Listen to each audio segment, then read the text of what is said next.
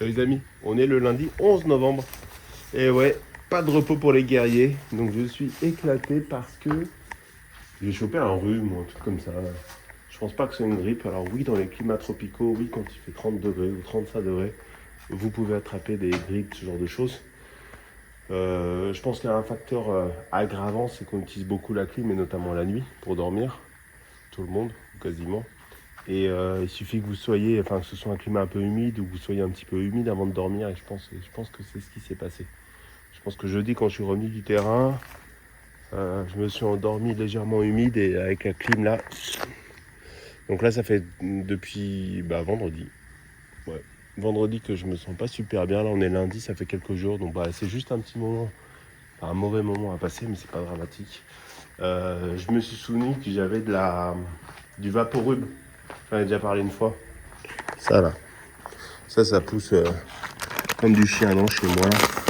Donc en France, il y a la fameuse, je sais pas si ça dit toujours, le fameux Vaporub, qui est un médicament qu'on met pour décongestionner. À l'origine, c'était fait avec cette plante-là qui a ces propriétés-là, et je pense d'autres trucs. Là, vous buvez en tisane, et la dernière fois que ça m'est arrivé, ça avait fait passer au bout de 2 jours. Ce que je sais pas, c'est si quand j'ai commencé à le prendre, j'étais pas en fin de symptômes et que du coup, c'est le coup du hasard ou pas. On va voir. J'ai commencé ce matin. Je suis arrivé, j'avais pris un peu d'eau chaude en partant de la maison dans le petit mug là. Et j'ai mis mon Vaporub dès que je suis arrivé, j'en ai bu mon litre, enfin c'est un demi-litre plutôt, et j'en ramène pour chez moi. Je vais me faire un petit traitement pas de cheval, mais de fond. Sinon, débroussailleuse, donc je l'ai récupéré, donc en fait c'était un pas de vis. Un pas de vis qui avait éclaté, donc la vis tenait plus, et donc du coup tout se barrait, donc je sais pas si c'est parce qu'il avait mal fixé et que la vis a commencé à bouger dans son trou, dans son logement, et à défoncer le pas de vis, ou j'en sais rien. Ils me l'ont réparé, c'était gratuit en plus, ils ont été rapides, je l'ai récupéré très rapidement. Mais, évidemment, jamais 203, là j'ai commencé à débroussailler, j'ai fait 2 sessions, 2 belles sessions. Et en plus, on sent que la débroussailleuse, elle a plus de patates. Pourquoi ? Parce qu'en fait, le fil casse moins. Donc, il a plus de puissance. Déjà, elle démarre du premier coup. Vous la lancez, elle démarre. Ce qui n'était pas le cas avant. Il fallait que je fasse 3-4 tirs. Et maintenant, le fil casse moins souvent.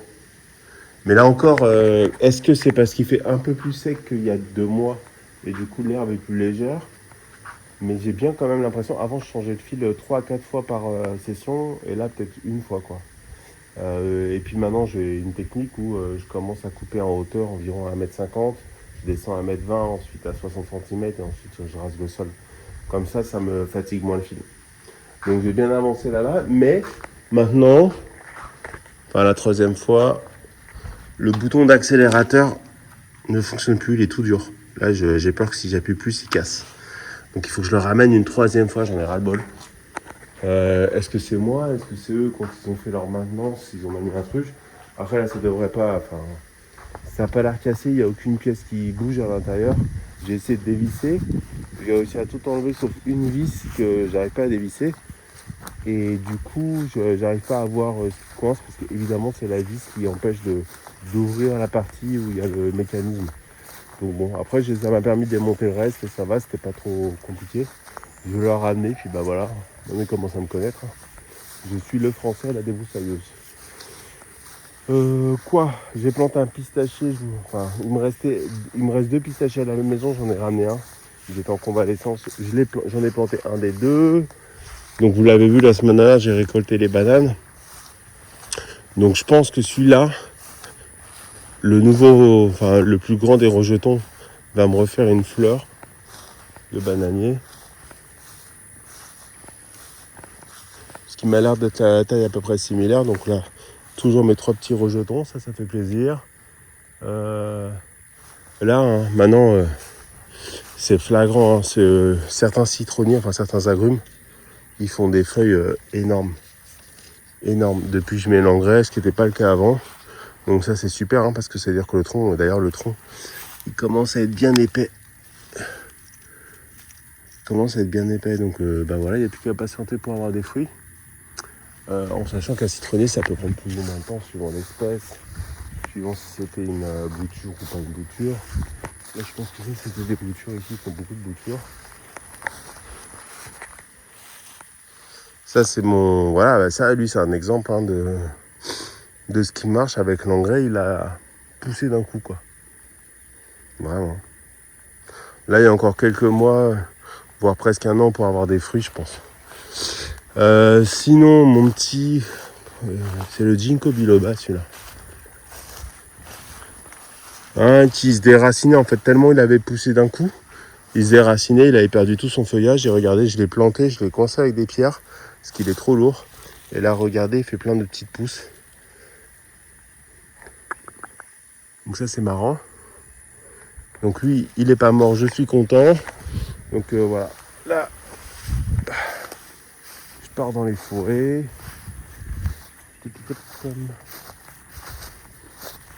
Ah, je suis enrhumé, hein. C'est hyper désagréable. En plus avec la chaleur, on respire mal, on se fatigue plus.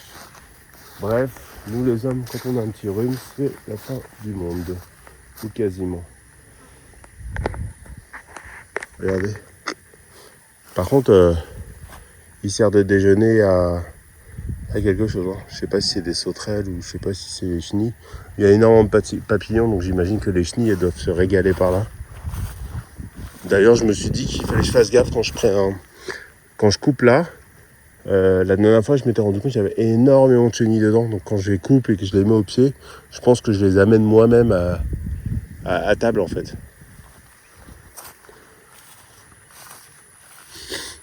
Ça c'est le kombawa.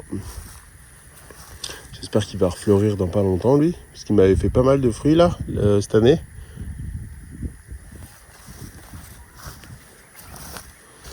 Et voilà, là j'ai dégagé toute cette partie-là.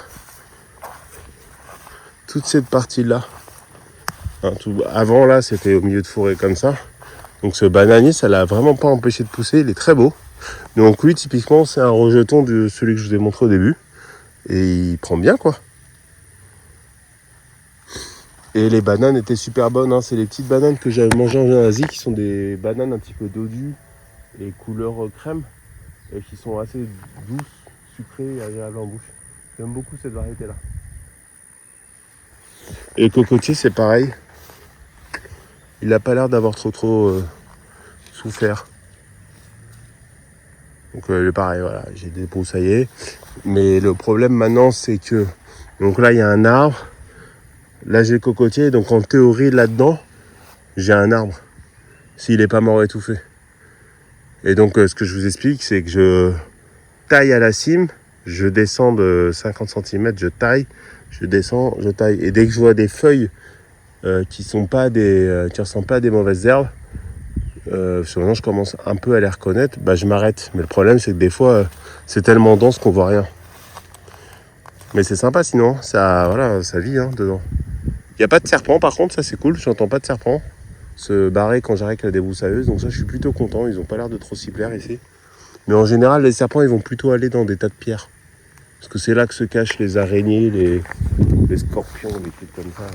Normalement, je crois pas que ça reste dans les tas d'herbes. Des tas d'herbes. Voilà. Mon petit manguier là qui part en étoile. Alors un manguier ça prend vite 1m50, 2 mètres par an. Donc ça peut vite monter très haut. Et là regardez, il était rectiligne, j'ai rien fait. Et comme si c'était été tout seul, il part. Il fait plusieurs charpentes, donc ça c'est cool. Et je voulais vous montrer un truc assez amusant. Donc là j'ai tout ça à débroussailler, mais pour ça il faudrait que j'ai une débroussailleuse que j'arrête de ramer chez le réparateur toutes les semaines. Ça serait cool. Le figuier qui va bien. Un autre manguier, donc ça c'est une variété assez rare qui n'existe pas ici, qui va bien. Ça c'est Guanabana, ça va bien. Même ça pousse pas beaucoup. Ça c'est, je crois, orange sanguine. Ça vit. Les feuilles sont énormes, mais on n'a pas l'impression qu'ils poussent fort. J'ai mon olivier qui a aucune forme. Et là j'ai mon arbre à grenade. Le seul qui m'a fait des petits fruits, mais pas comestibles, qui me fait là, des fleurs encore. Là on voit des bourgeons. Faut être super attentif. Je pense qu'il est encore trop jeune pour porter des vrais fruits celui-là. Donc patience. Mais bon, qu'est-ce que je voulais vous montrer d'amusant? C'est dans mon petit potager. Vous savez, j'ai 2 endroits où je jette tous mes déchets alimentaires, les déchets verts. Ici, au centre de ce potager en forme de trou de serrure, en français. Et là-bas, parce que j'avais un trou. Et donc à chaque fois, ça me fait sortir quelque chose. Et ici, par exemple, j'ai l'ananas qui était tombé. Et en fait, l'ananas, il a commencé à s'enraciner. Et il me sort une nouvelle tête. Donc je me demande si je veux pas avoir un ananas, un de ces 4. Ça, l'ananas, ça prend du temps. Puis ça va prendre du volume, donc ça risque d'embêter les voisins, mais c'est pas grave. Ça, c'est le fameux vaporub dont je vous parlais. Donc ça s'étend tout seul. Depuis que j'ai mis de l'aloe vera à côté, ça a éclaté et ça s'étend tout seul. Ça, c'est du curcuma. Là, j'ai un tournesol mexicain qui pousse, qui s'est retrouvé là. Ça, je sais pas ce que c'est, mais je le laisse. Et là, j'ai mon gingembre. Donc assez amusant, des fois, ouais, ça va prendre tout seul. Là-bas, je vais vous montrer ce qu'il avait pris, mais je me demande si j'en avais pas déjà parlé. Là, mon petit bassin, tout va bien. Alors, j'ai des trucs qui sont clairement un petit peu invasifs. Hein. Donc, on voit les accordéons d'eau, là. Tout ça, ça se multiplie bien. Mais les nombrils de Vénus aquatiques, ça j'en ai partout maintenant. J'en ai là-bas. Ça s'est installé dans un pot. Et puis bah là, ça va chercher, c'est pas trop quoi. Je le laisse, c'est marrant. Parce que en fait, c'est pas très dur à enlever parce que vous voyez, il y a une ligne et une tige. C'est pas comme les flottantes qui peuvent se balader n'importe où.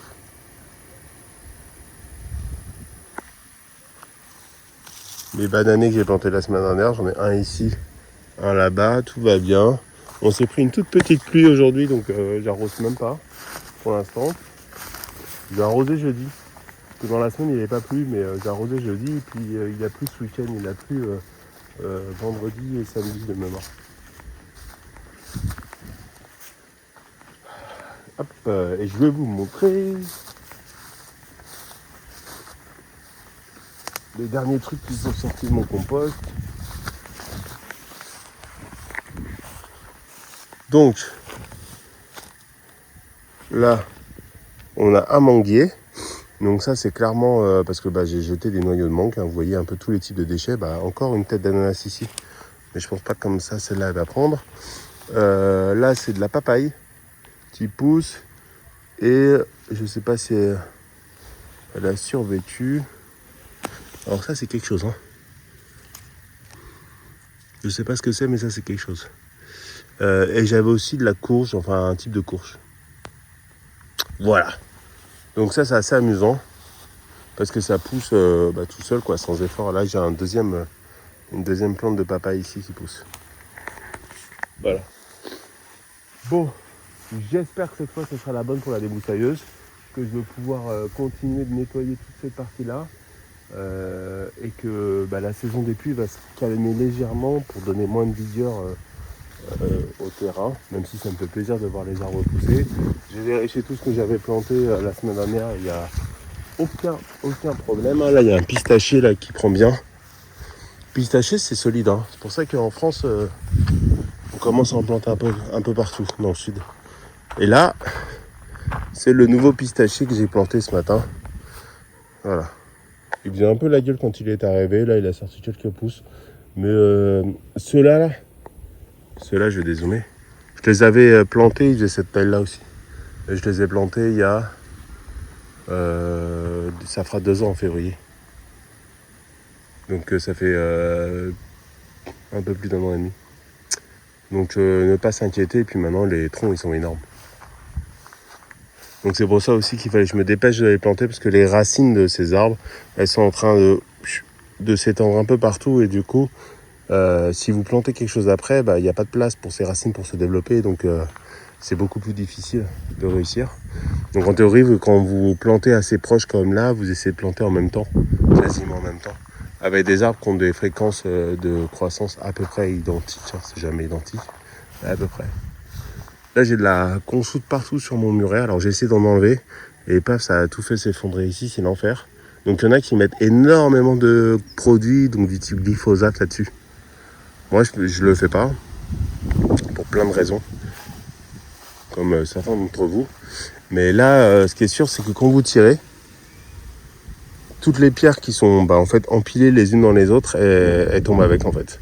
Donc en fait, il faut normalement y aller soit à la machette, ou alors à la débroussailleuse derrière le muret, tailler partout là, pour qu'elles aient plus leur prise, toutes ces plantes, et après les enlever délicatement. Mais là, il y a 50 mètres au moins à faire, c'est un enfer. Déjà que j'ai pas fait ça, après il faut que je fasse ça, après il faut que je fasse dans le fond.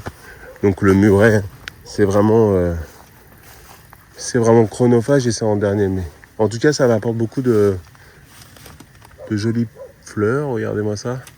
Je crois que c'est des variétés de consoude, tout ça. La consoude en France, c'est super bien, mais la consoude ici, c'est invasif. Je crois que c'est un climat qui favorise énormément sa croissance.